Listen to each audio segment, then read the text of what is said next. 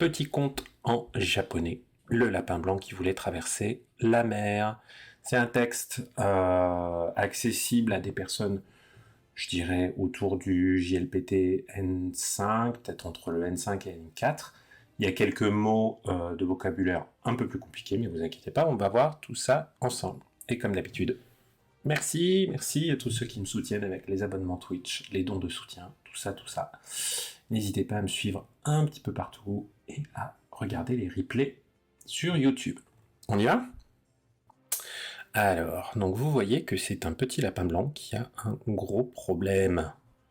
En plus, c'est l'année du lapin là. Donc ça c'est cool. Ouf, hein, le lapin comme signe astrologique. Mais le lapin, comme animal du quotidien, s'appelle Usagi. Donc on va retrouver le mot Usagi. Pas mal. Allons-y. Mukashi, Okinoshima というところにウサギが住んでいました。向こう岸に見える稲葉の浜を見て、ウサギは常々思っていました。あの大きな島へなんとか行ってみたいものだな。そこにワニがやってきました。Mukashi, hein, qui est écrit là en hiragana, mais qui peut s'écrire en kanji. Il y a bien longtemps, autrefois, Mukashi, il y a longtemps. C'est comme ça qu'on commence les contes, souvent on peut le traduire par il était une fois. Okinoshima toyu tokoro ni. Ok, donc là on a tokoro, un endroit, un lieu. Tokoro ni, donc à cet endroit. Cet endroit s'appelait Toiyu Okinoshima. Okinoshima, donc on peut le laisser comme ça, hein, on peut le prononcer comme ça s'appelle Okinoshima, c'est un nom de lieu. Mais si on regarde le sens des kanji, Shima c'est l'île, et Oki c'est le large. Hein, le large, c'est le même Oki que dans Okinawa. Okinawa. Okinoshima Toyu Tokoro ni. Donc, dans un endroit qui s'appelait Okinoshima. Usagi ga sunde imashita. Usagi, un lapin, sunde imashita. Il habitait là. Sundeiru, sundeimasu, c'est le verbe sumu, au présent progressif, sundeimasu, et là on est à du passé progressif. Sundeimashita, il habitait là. Mukou gishi ni, je me demande si c'est pas Mukou gishi. Il y a 2-3 petites fautes de frappe dans ce texte, donc je vais dire Mukou gishi, allez, avec un certain niveau de confiance. Mukou gishi ni mieru inaba no hama o mite. Mukou, ça veut dire de l'autre côté, en face. Donc vous voyez, on fait référence à ce qui regarde de l'autre côté de la mer là. Mukou kishi, gishi. Ce kishi, c'est le bord de mer. Donc, au bord de mer d'en face, ni mieru inaba no hama o mite. Et là, on a tout ça, là, jusqu'à mieru, qui est une proposition qui vient qualifier le groupe nominal d'après, inaba no hama. Hama, comme dans Yokohama, ça veut dire la plage. C'est aussi le bord de mer.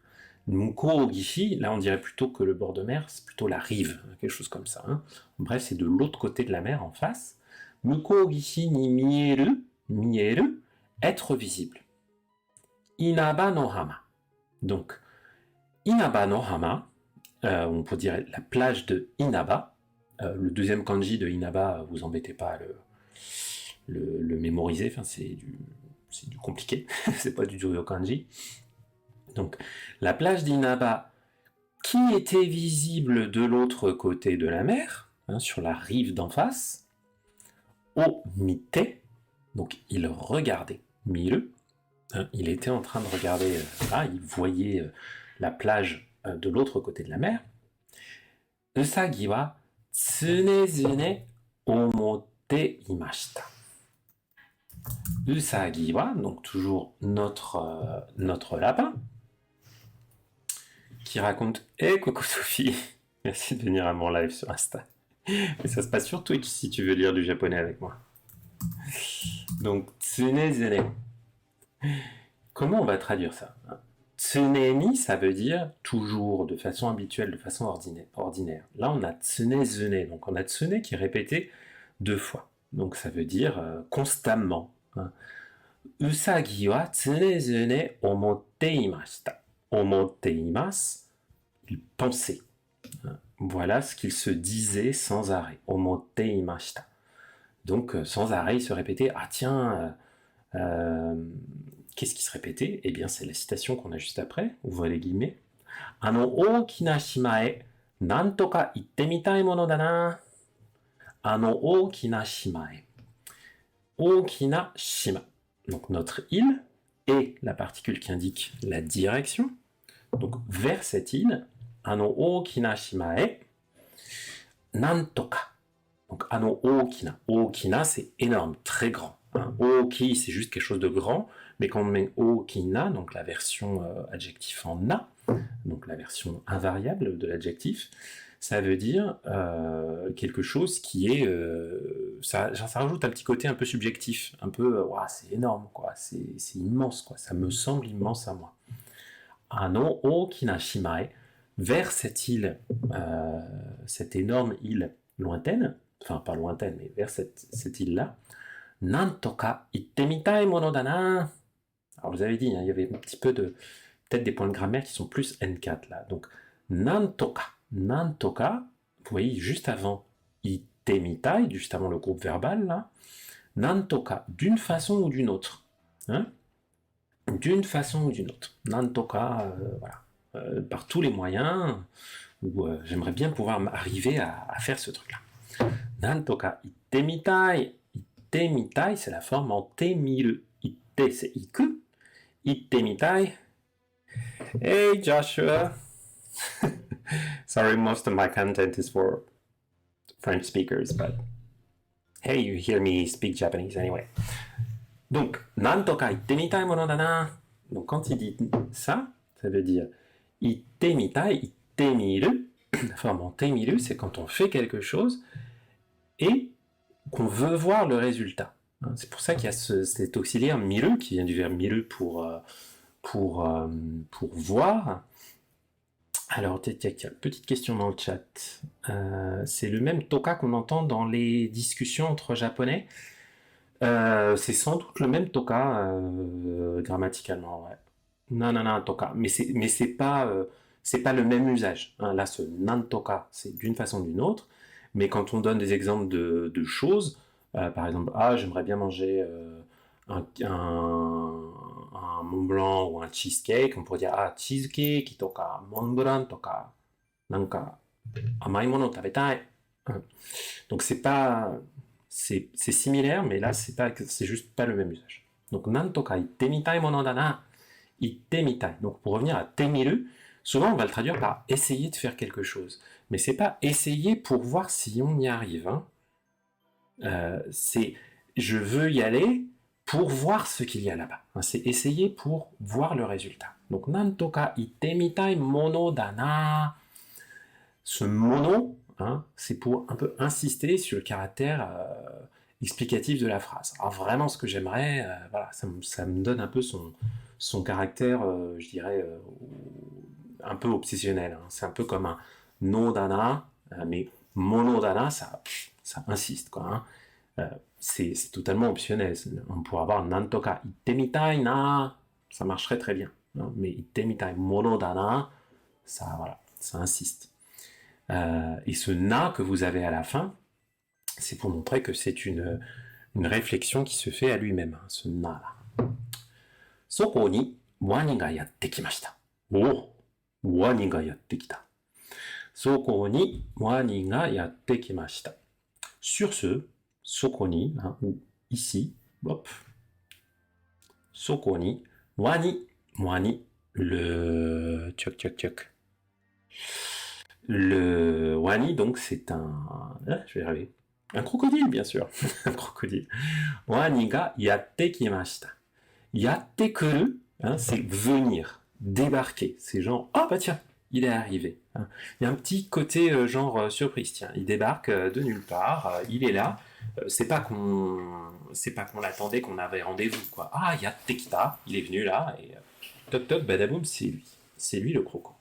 On va voir à quoi il sert, le croco. Ah, il a bugué Joe.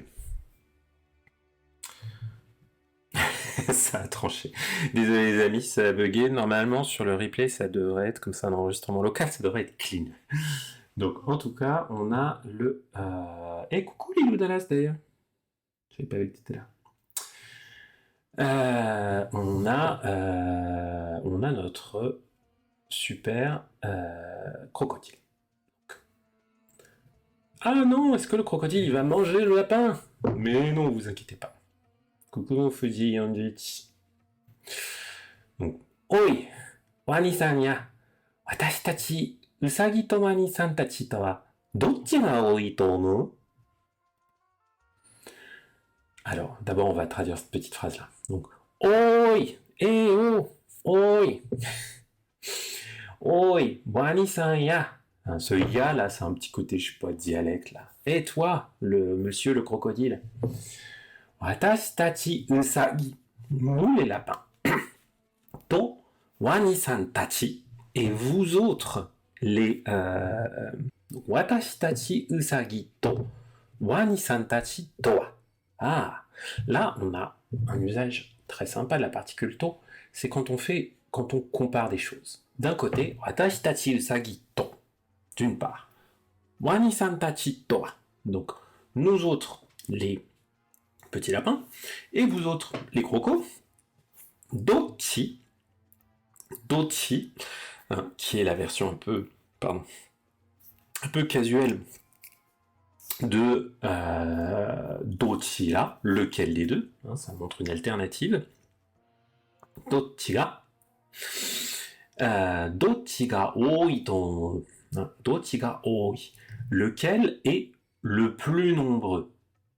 To omou, selon toi. Hein, tu penses que lequel de nous deux, entre les lapins d'un côté et les petits pas si petits d'ailleurs, les crocos de l'autre, lesquels sont les plus nombreux? Ah, là tu vois, il a provoqué le gros crocodile. Jimangi ni wani wa kotaemashita. Washira no hou ga oi ni kimatteru. Usagi wa shime shime to omoimashita. Sore nara kazu o kazoete miyou ka. Wani no nakama o atsumete oide yo. Jiman-ge ni. Bon, ça, c'est de la grammaire, un choix complexe. Je pense que ça doit être du N2. Bref. Ce ge là, qui est juste après jiman, c'est la fierté. C'est un nom et c'est aussi un adjectif. On a jiman. Et on peut le mettre aussi avec suru pour dire jiman suru, se vanter, faire le fier à bras. Jiman geni.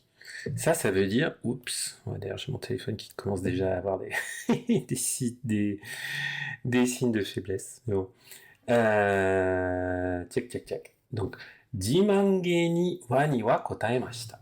Donc, d'une façon très fière, hein, faire le fier, wani wa kotaemashita. Le crocodile a répondu. Washira no hou ga oi ni kimatteru. Washira no hou ga. Et là, on a le no hou ga quand on compare quelque chose. Hein, washira, c'est washi, c'est une version un peu digne, un peu pompeuse de dire watashi. Et le ra que vous avez juste après, c'est une marque du pluriel, comme par exemple karera, hein, lui, kare, karera, eux. Donc washira, c'est une façon très empoulée de dire nous, nous autres, les très dignes crocodiles. Washira no hou ga oi. Donc nous sommes les plus nombreux. Hein. Washira no hou ga oi. Et après on a l'expression ni kimatteru. Alors là vous reconnaissez peut-être le verbe kimaru, qui veut dire être décidé. Quelque chose qui est décidé. Kimatteru. Coucou, Warido07 dans le chat. Washira no hou ga oi ni kimatteru. kimatteimasu, ça veut dire que quelque chose a été décidé. Cette expression, la blablabla ni kimatteimasu, ni kimatteiru, ça veut dire c'est évident, hein, il n'y a pas de débat, c'est clair que c'est nous les plus nombreux. Hein, ni kimatteru. Hein, ni kimatteru desho. On entend ça quand il y a des gens qui se disputent dans les doramas, genre mais enfin c'est évident, mais enfin c'est sûr que c'est ceci et pas autre chose. C'est une façon un peu hard de montrer d'essayer de prouver qu'on a raison. Usagi wa shime shime to omoimashita. Ouh, j'avais perdu mon petit truc. Usagi wa shime shime to omoimashita. Il est pas bête notre petit Usagi. Hein, puisque omoimashita, il pense encore, et on a un petit adverbe avant, une façon de faire, shime shime to. Là, c'est l'usage de to après certains mots qui indiquent la façon de faire quelque chose. Shime, souvent des onomatopées. Hein. Shime shime to omoimashita. Shime shime, ça veut dire mais oui, c'est donc ça. C'est un peu comme Eureka, bingo, ça y est, haha. Donc bref, notre petit lapin, il a eu une idée géniale. Sore nara, kazu o kazoete... Pardon, j'ai du mal à le prononcer. Sore nara, kazu o kazoete miyou ka. Sore nara, dans ce cas-là, kazu o kazoete miyou ka. Kazu o kazoete miyou ka. Donc, sore nara, dans ce cas-là, hein, ce nara, c'est une marque du conditionnel que vous connaissez peut-être. Et bien, dans ce cas-là, kazu, les chiffres, o kazoete miyou ka. Kazoete mimashou ka. Là, on a encore un témile qui montre on va faire quelque chose pour voir ce que ça va donner. Et on va essayer de compter kazoeru, kazoete miru, le nombre de crocodiles. Kazu o kazoete miyou ka. Et te miru, plus la forme en yo, la forme volitionnelle, eh ben tiens, on pourrait faire ça. Hein. Faisons cela, il met un petit K à la fin. Ah bah tiens, on n'a qu'à, on pourrait le traduire comme ça. Eh ben tiens, on n'a qu'à compter alors. Hein. Wani-san no nakama o atsumete oide yo. Je fais une chorégraphie de mon petit billboard là. Donc, Wani-san no nakama o atsumete oide yo. Wani-san, donc les crocodiles, non nakama. Nakama, c'est comme tomodachi, hein, les amis. Wani-san no nakama o atsumete oide yo. Atsumeru, rassembler. Donc, rassemble tes amis, les crocodiles. Et là, on a atsumete oide yo. Hein. Oide, ça a le même sens que kite. Hein, viens par là, comme kite kudasai. Donc, ramène un peu, va rassembler tes amis les crocodiles, et on va compter. Oide, c'est pas vraiment un verbe, c'est plus c'est comme l'une de ces expressions du quotidien, c'est comme chodai à la place de kudasai, mais ce sont des noms, ce ne sont pas des verbes. Et regardez ce qu'il a fait le lapin. Il est vraiment malin. Wani tachi wa ichiretsu ni narabi hajimemashita. Sono kazu no oi koto, oki no shima kara mukou kishi. Ah, mukou kishi, ils insistent. Bon, on va dire mukou kishi. Ok, je reprends la phrase. Oki no shima kara mukou kishi no inaba no hama made ichiretsu ni narabu hodo ni atsumarimashita. Donc, wani tachi wa, les crocodiles, ichiretsu ni narabi hajimemashita. Ichiretsu. Retsu, c'est une file. Donc, ichiretsu, une file. Ichiretsu ni, en une file. Narabi hajimemashita. Narabu, c'est s'aligner. Narabi hajimemashita, c'est hajimeru, commencer à faire quelque chose. Donc, quand vous voulez dire commencer à faire ceci, cela, hein, vous utilisez la radicale de la forme en masse du verbe, donc la narabimasu, s'aligner. Narabi hajimeru, commencer à s'aligner. Donc, ichiretsu ni narabi hajimemashita, les crocodiles ont commencé à s'aligner en une file. sono kazu no ooi koto, ooi koto. Sono kazu no ooi koto, ooi koto. Hein. Ce koto, koto là, ça nous montre que de plus en plus, donc ils étaient de plus en plus nombreux. Sono kazu, le chiffre, no ooi koto, à un nombre de toujours plus grand, toujours plus grand. Oki no shima kara mukou kishi no inaba no hama made. Donc, Oki no shima kara, donc depuis Oki no shima, donc hein, là on a un kara made, hein, point de grammaire N5, hein, que vous connaissez bien. Okinoshima kara, donc à partir de Okinoshima, et Mukou kishi no inaba no hama made, jusqu'à Inaba no hama qui était de l'autre côté de la rive, ichiretsu ni narabu hodo ni atsumarimashita. Ichiretsu ni narabu hodo. Hodo, ça veut dire le niveau, donc au point de. Au point que il fasse une file qui aille de Okinoshima jusqu'à Inaba no hama. Donc son nom Hodo ni Atsumarimashita. Donc ils se sont rassemblés. Hein. Atsumaru. Atsumeru, c'est rassembler quelque chose, c'est un verbe transitif. Là, c'est eux-mêmes qui se rassemblent, c'est intransitif. Donc ils se rassemblent au point de voilà, d'atteindre Inaba no hama. Usagi wa wani no senaka o tobihane nagara 1匹2匹3匹4匹と数えていました。Donc usagi wa le lapin, wani no senaka, senaka c'est le dos, o tobihane nagara.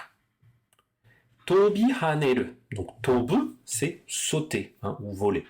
Bref c'est aller en l'air, faire whoop. Tobi haneru. Haneru, c'est aussi faire des petits sauts. Donc là, l'assemblage des deux, ça montre, on pourrait dire sautiller, hein, en faisant des petits sauts. Et on a derrière le nagara, donc cette terminaison de verbe, qui indique tout en faisant ceci. Donc, tout en sautillant tout en parcourant le dos des crocodiles en sautillant. Et là, on a la particule o, parce que ce tobihane nagara, c'est un verbe de déplacement. Hein. Et donc, avec les verbes de déplacement, on peut utiliser la particule o, on doit même, quand on veut indiquer quelle est la distance, quel est l'endroit qui est parcouru. Coucou Yanni Makai, je laisse les autres dans le chat te faire un petit résumé. Je te montre juste l'image. Hop. Et là, on révise le compteur des animaux. Ippiki, nihiki, c'est pas sanbiki. Oula, j'ai un gros doute. Pour moi, c'était sanbiki, hein, pas sanhiki, ça me semble bizarre. Yonhiki, to kazoete ikimashita. Kazoete ikimashita, donc kazoeru, compter. Ikimashita, hein. T, la forme en te iku, ça indique une action qu'on a commencée et qui continue. Donc, il a commencé, voilà, il s'est mis à compter 1, 2, 3 crocodiles, 4 crocodiles, etc. Sacrément malin, notre petit lapin. Et vous allez voir, il va lui arriver des choses. Donc il arrive sur l'autre rive. S'il se fait pas manger par un Japon, écoute, on va voir. Hein. もう少しで稲葉の浜に着くという時に、うさぎは得意げに言いました。やーい、ワニが騙された。本当は稲葉の浜に上がりたかっただけなのさ。ははは。ワニは騙されたことに気づきました。Oh oh, donc もう少しで、もう少し、encore un petit peu plus. Monskoshide, sur ce, on pourrait dire un peu plus tard, enfin voilà, tout en continuant, enfin, il a continué à sautiller, voilà, et puis jusqu'à ce que Inaba no hama ni tsuku toyu toki ni. Inaba no hama ni tsuku, arrivé, donc quand il est arrivé, au moment où il est arrivé à Inaba no hama, Usagi wa tokuige ni iimashita. Tout à l'heure, hein, on a ce ge, c'est le même que ce qu'on avait tout à l'heure sur jimange ni. hein. Là, c'est tokui. Tokui, c'est un peu comme jozu, hein, savoir faire quelque chose bien. Donc, usagi wa tokui ge ni iimashita. Donc, il a dit d'un air un peu frimeur, quoi, hein. Il a un peu frimé, notre ami, là, en faisant son... Yai, wani ga damasareta. Damasareta, c'est la forme passive du verbe damasu, qui veut dire tromper quelqu'un, jouer un tour à quelqu'un, hein, arnaquer. Ah, wani ga damasareta. Ah, tu t'es fait avoir, vous vous êtes fait avoir, mes chers crocos. Honto wa, en vrai. Là, je sais pas pourquoi ils l'ont mis en kana, c'est pour montrer que. Enfin voilà, il dit même pas honto, hein, donc honto wa, en vrai. Inaba no hama ni agaritakatta. Agaritakatta, agaritai. Agaru, c'est monter, ou là plutôt simplement se rendre à un endroit. Agaritai, agaritakata, je voulais aller simplement, enfin uniquement, dake à Inaba no Hama. Dake nano sa, hein, nano, explication. Voilà ce que je voulais faire. Nano sa, et puis le sa qui monte un peu que. Il se fout de sa gueule. Ha ha ha. Mais tu vois, Fuji, ils m'ont accordé le Ippiki, hein. Donc c'est juste qu'ils ont eu la flemme de m'accorder le Sambiki. Donc ça m'agace. Donc j'ai le droit de râler. Alors, wani wa damasareta koto ni kizukimashita. Wani wa, donc le crocodile, damasareta koto ni, quant au fait, un koto, de s'être fait avoir, kizukimashita. Kizuku, remarqué. Donc il s'est rendu compte. Il s'est rendu compte qu'il s'était fait avoir.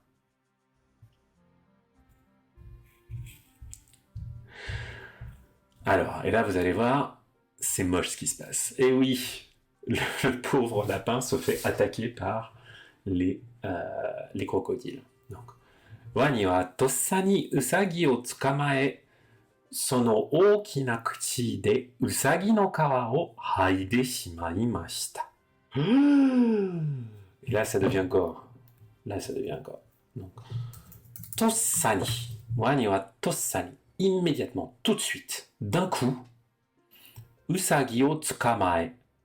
Tsukamaeru, là, la forme suspensive, donc tsukamaeru, ça veut dire s'emparer de quelque chose, saisir. Donc, ils se sont... Tu vois que je tourne un peu là. Hop. Ça vous verrez mieux quand je parle avec les mains. Je fais des canas avec les mains, bref. Donc, wani wa tossani usagi o tsukamae. Donc, les crocodiles, soudain, enfin, s'emparent du petit lapin. Sono okina kuchi de, et avec leur grande gueule, hein, okina, grande gueule, kuchi, de, la particule qui indique avec quoi ils vont faire quelque chose, le moyen, usagi no kawa o, la peau du lapin, kawa, usagi no kawa o haide shimaimashita. Hagu, c'est peler, enlever, arracher quelque chose. Donc ils vont arracher la peau avec leur grande bouche, leur grande gueule. Et on a après l'auxiliaire Shimao qui montre que c'est quelque chose d'un peu imprévu qui s'est passé et puis qui a clairement pas arrangé les affaires de notre petit lapin. Akahada ka ni natta usagi no itaitashii koto, itashitashii koto. Là, on est vraiment sur de la diction de conte, hein. On n'est pas sur de la grammaire habituelle. Donc, akahada, littéralement, la peau rouge. Hein, ça montre que il avait pu sa peau et qu'il était tout rouge, sanguinolent, parce qu'il avait pu son pyjama de lapin. Son pyjama naturel de petit lapin. Akahada ni natta usagi. Donc, le lapin qui était devenu tout rouge. Merci Walido pour le. Donc, akahada ni natta usagi no itaitashii koto. Itai. Donc, vous le comprenez si vous connaissez le mot itai, hein, ce itaitashii koto. Il avait mal, ce pauvre lapin. Usagi wa wani o damashita koto o totemo koukai shimashita. Usagi wa, le lapin, wani o damashita koto o totemo koukai shimashita. Il a donc wani o damashita koto, le fait d'avoir trompé, de s'être moqué du crocodile, des crocodiles, totemo koukai shimashita. Koukai suru, ça veut dire regretter quelque chose. Donc il a regretté intensément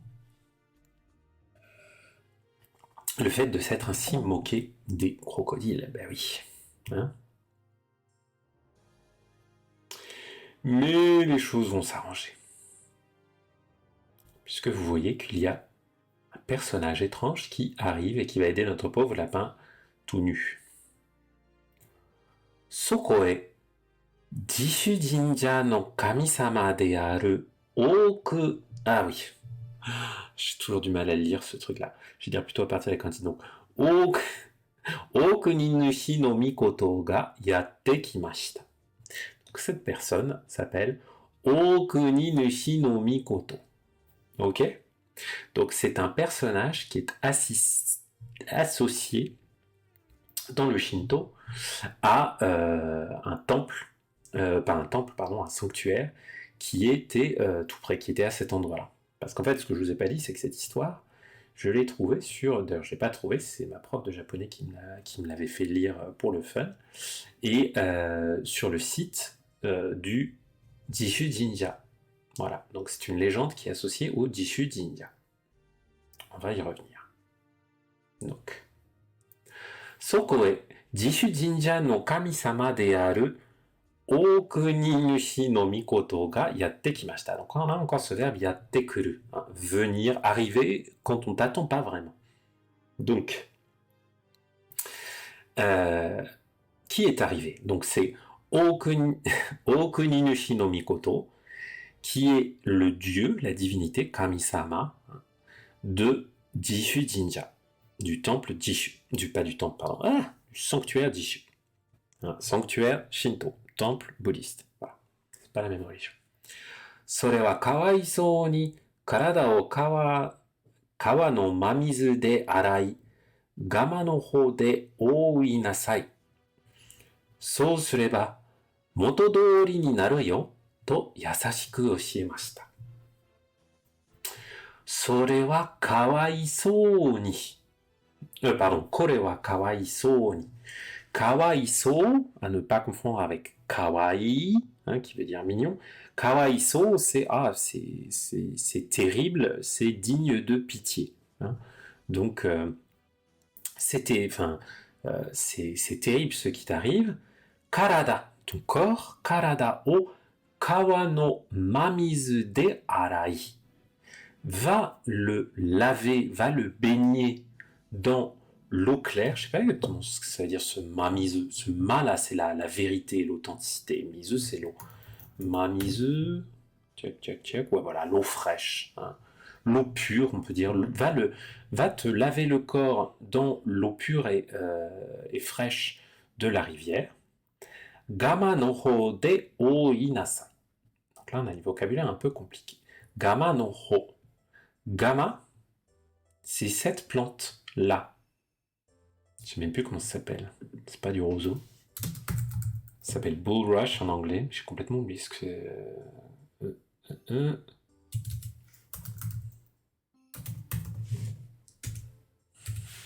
J'essaie de me chercher une image là parce que je... Ouf, de la massette. Ça s'appelle comme ça ce truc.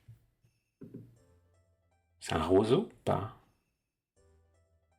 On va dire roseau, hein, ça va être plus simple pour nous les amis. Ça ressemble bien à un roseau, hein. Ok. Non, c'est une sous-variété, enfin, non, mais c'est comme d'hab. Quand on le cherche, le problème avec la botanique, c'est pour ça que je déteste ça, c'est qu'à chaque fois qu'on va chercher le mot japonais d'une plante, sur Internet, on va tomber sur... ou du jonc, ouais. Ça...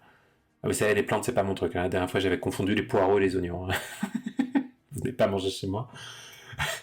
Donc, le problème, c'est que généralement, quand on va chercher gamma, par exemple, sur Internet, on va tomber sur la sous-variété de roseau qui existe, qui est indigène du Japon. Et pas sur juste le mot roseau ou le jonc. Voilà, quoi. Si, Mufuji, c'était en live en plus que j'avais confondu le... J'avais pas les yeux en face des trous, j'étais fatigué, j'avais confondu le poireau et les oignons. Il faut dire c'était des oignons, j'ai pensé aux oignons frais, tu vois, qui ressemblent un peu au poireau. Enfin bref, j'ai pas d'excuse, c'était lamentable, mais quand même, c'est comme ça. Donc, これはかわいそうに体を川の真水で洗い、ガマの穂。穂, je sais pas si citation, c'est un épi. Un épi. Se lit ho, tout simplement. Gama no ho de oinasai. Là, c'est le verbe o qui veut dire se déguiser, se recouvrir. Donc, tu vas aller te laver dans l'eau claire et ensuite tu vas te recouvrir avec les petits roseaux. So sureba, montodori ni naru yo. So sureba, si tu fais cela, hein, so ainsi, sureba, le conditionnel de suru, si tu fais ainsi, littéralement, so, on pourrait dire so suruto, hein, quand tu auras fait ça, motodori ni naru yo. Motodori, motodori, ça veut dire comme avant. Motodori ni naru yo, hein, tu redeviendras comme avant. To yasashiku oshiemashita. Yasashiku oshiemashita. Oshieru, hein, souvent on vous allez dire, mais que fait le verbe enseigner ici? Bon, oshieru, c'est aussi tout simplement dire quelque chose. Hein. Donc, elle lui a dit gentiment yasashi-que, hein, voilà, c'est la forme en que de yasashi-i, hein, l'adjectif variable yasashi qui veut dire gentil, doux, yasashi-que, d'une façon gentille et douce, oshiemashita.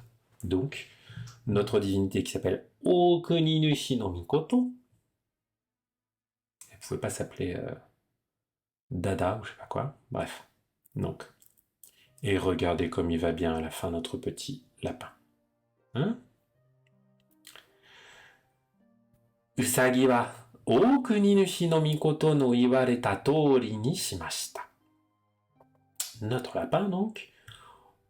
Okuninushi no Mikoto no iwareta tori ni. Ce tori ni hein, qu'on avait avant là, on avait motodori. Ça c'est une expression tout faite avec ce tori dedans. Mais là, vous voyez qu'on peut l'utiliser avec un verbe. Là, c'est utilisé avec iwareta, qui est la forme passive de iu, dire. Iwareta tori. Tori ni, ça sert à indiquer une façon dont on vous a dit de faire quelque chose, une façon dont on vous a montré de faire quelque chose. Souvent, on va le traduire par comme. Donc, comme lui avait dit Okuni nushi no Mikoto, shimashita. Donc, il a fait comme lui avait dit Okuninushi no Mikoto. Donc, par exemple, un prof, ce tori ni, un prof qui écrit au tableau pourrait dire Watashi ga kaita tori ni kaite kudasai. Écrivez comme moi je viens d'écrire. C'est vraiment un point de grammaire sympa ce tori ni, qui est peut-être N4, un peu, qui déborde peut-être sur le N3, je sais plus trop. Suruto, voilà. Et puis, alors, pardon. Suruto itami wa osamari, sukkari motodori no shiro usagi ni narimashita. Tiens, ils nous ont fait des incrustations de je sais pas quoi là. Donc, suruto, et puis, hein, ainsi, de cette façon, itami wa, la douleur, itami, osamari. Osamaru, c'est se calmer, s'arrêter progressivement. Là, on peut en parler que pour un phénomène comme la douleur. Voilà, la douleur s'est calmée, s'est arrêtée. Se kari, hein, de façon rafraîchissante et revigorante. Kari shimashita. Ah, je suis revigoré. Donc, se kari motodori no shiro usagi ni narimashita. Motodori no, donc ce motodori tel qu'il était avant, donc sukkari motodori no shiro usagi ni narimashita. Donc il est redevenu le lapin blanc qu'il était avant. O yorokobi shita usagi wa kokoro o aratame okuni nushi no mikoto no shimobe to narimashita. Donc là, on a un petit peu de vocabulaire un petit peu compliqué, un peu historique, ne vous inquiétez pas. Donc, o yorokobi, une grande joie. Hein. Yorokobu, se réjouir de quelque chose.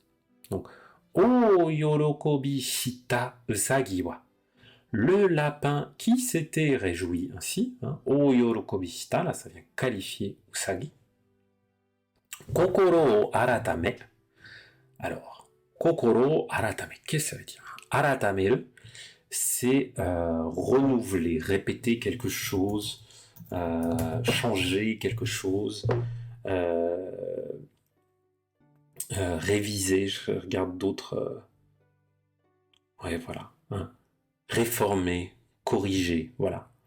Donc, aratameru. Kokoro aratame. Donc, littéralement, il a réformé, il a changé son cœur, il a changé son état d'esprit. Donc, bref, il a décidé de faire le bien, quoi, plutôt que de se moquer des petits des crocodiles qui vont finir par le bouffer. Donc, il a fait ça. Et Okami Nushi no Mikoto no Shimobe. Donc, Shimobe, c'est un disciple. Je vais vous le traduire comme ça. Ouais, un disciple, un serviteur. Ouais. Donc, Shimobe to narimashita. To naru, ça montre, c'est un petit peu plus, je sais pas comment dire, officiel. C'est un caractère un peu plus digne que juste ni narimashita. Hein. Voilà, c'était sa nouvelle position, c'est serviteur de cette divinité. Et donc vous voyez qu'après, il va aider les gens à voir à rendre visite à la divinité dans le petit sanctuaire.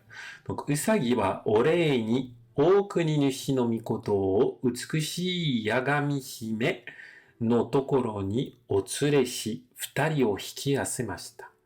Oh, j'avais oublié ça. Ah, et d'ailleurs, c'est pas hiki asemashita, c'est hiki awasemashita. Il manque un wa là. Hein? Donc, Usagi wa, notre lapin, orei ni, en remerciement, Okuni Nushi no Mikoto o Utsukushi Yagami Hime. Donc là, on nous parle d'un autre personnage qui est Yagami Hime, la princesse Yagami, qui était très belle, hein, Utsukushi. Donc, a priori, Okuni Nushi no Mikoto, c'est quand même plutôt une divinité masculine. Donc, Utsukushi Yagami Hime no tokoro ni otsure shi. No tokoro ni.